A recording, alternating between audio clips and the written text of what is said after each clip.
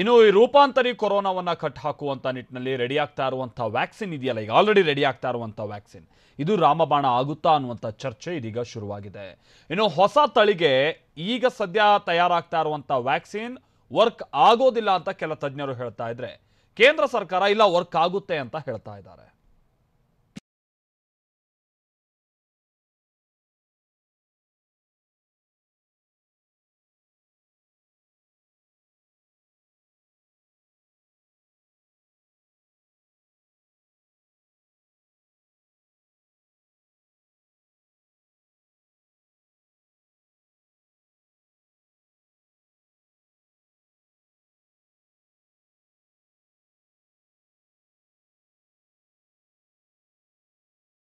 ಹೊಸ ರೂಪ ತಾಳಿರೋ ಮಹಾಮಾರಿ ಬಹಳಾನೇ ಡೇಂಜರ್.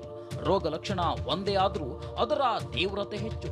ಅದರಲ್ಲೂ ಹೊಸ ರೂಪಾಂತರಿ ತಳಿಯ ವೈರಸ್ ಮಕ್ಕಳಿಗೆ ಮತ್ತು ಯುವಕರಿಗೆ ಡೇಂಜರ್. ಹಾಗಾದ್ರೆ ಈ ಹೊಸ ತಳಿಯ ರೋಗ ಲಕ್ಷಣಗಳೇನು ಅನ್ನೋದನ್ನ ತೋರಿಸ್ತೀವಿ ನೋಡಿ.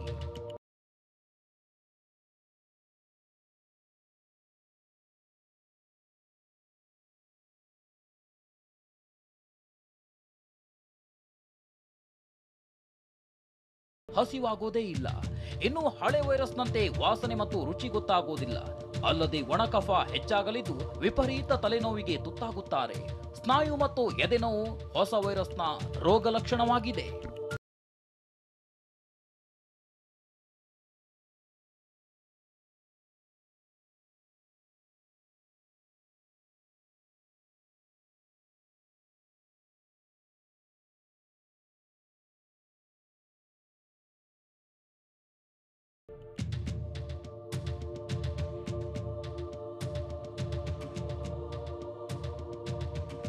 ಕೊರೋನಾ ಕಟ್ಟಿ ಹಾಕುವ ಹಂತದಲ್ಲೇ ಹೊಸ ರೂಪ ತಾಳಿರುವ ಹೆಮ್ಮಾರಿ ರೂಪಾಂತರವಾಗಿ ವರಸೆ ತೋರ್ತಿದೆ.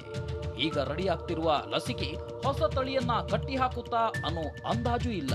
ವ್ಯಾಕ್ಸಿನ್ ವರ್ಕ್ ಆಗುತ್ತಾ ಇಲ್ವಾ ಅನ್ನೋ ಚರ್ಚೆಗಳು, ಸಂಶೋಧನೆಗಳು ಭಾರಿ ಮಟ್ಟದಲ್ಲಿ ನಡೀತಿದೆ. ಹೊಸ ವ್ಯಾಕ್ಸಿನ್ ವರ್ಕ್ ಆಗಲ್ಲಂತ ತಜ್ಞರು ಹೇಳ್ತಿದ್ದಾರೆ. ಇದಕ್ಕೆ ಆಂಟಿಬಾಡೀಸ್ ಇರಲ್ಲ ಅವರಲ್ಲಿ. ಅವ್ರ ಆಂಟಿಬಾಡೀಸ್ ಇರೋದು ಹಳೆ ಸ್ಟ್ರೈನ್ಗೆ. ಅದನ್ನೇ ನಾನು ಪದೇ ಪದೇ ಹೇಳ್ತಾ ಇದ್ದಿದ್ದು ಮುಂಚೆಯಿಂದ.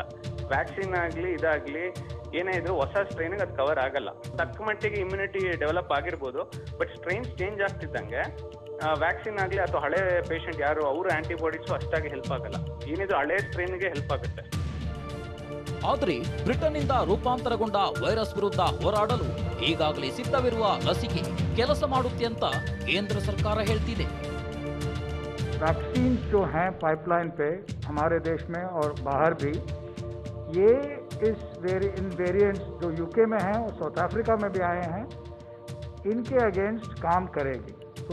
तो एक इम्पोर्टेंट ಒಟ್ನಲ್ಲಿ ಲಸಿಕೆ ಬಂತು ಅಂತ ನಿಟ್ಟುಸಿರು ಬಿಡುವಾಗ್ಲೇ ರೂಪಾಂತರ ವೈರಸ್ ಎಂಟ್ರಿ ಕೊಟ್ಟಿದೆ. ಲಸಿಕೆ ವರ್ಕ್ ಆಗುತ್ತಾ ಇಲ್ಲ 2021ರಲ್ಲಿ ಹೊಸ ತಳಿ ತಾಂಡವವಾಡುತ್ತಾ ಅನ್ನೋ ಆತಂಕವು ಸೃಷ್ಟಿಯಾಗಿದೆ. Chandramohan, national bureau, TV9.